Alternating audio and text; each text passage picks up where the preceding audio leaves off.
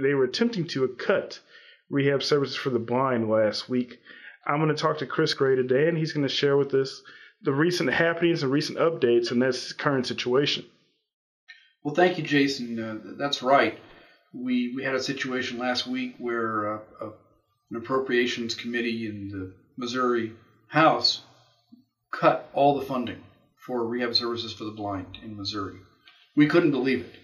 And, of course, not only would we lose that state funding, about $2.5 million, but then we would lose all the matching money from the federal government, which is, I think it's an 80-20 match these days.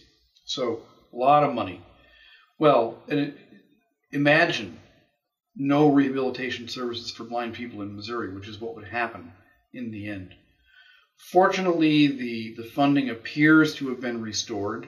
Whether it will be retained, of course, we don't know.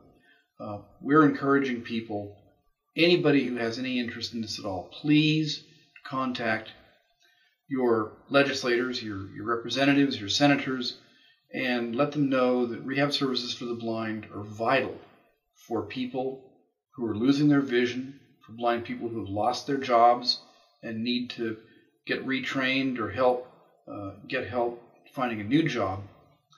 RSB is the place to have all that done.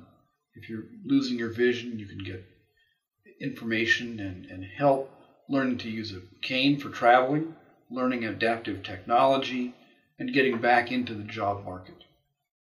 And I guess just what are the best ways for people to contact legislators and let their voices be heard? Well, one of the best ways is just to make a simple phone call. Get the number for your legislator, call them up, and tell them your feelings. Email or regular mail is very good. And of course, if you can't do it, a visit might be the best thing. But I encourage people, just give your senator, your representative a phone call. Let them know how you feel. They keep track of them. They count them, and they're very aware of what their constituents think.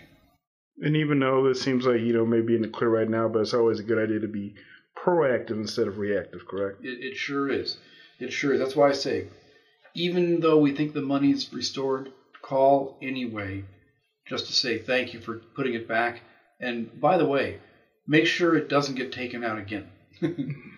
Thank you so much, Chris, for your time. Mm-hmm.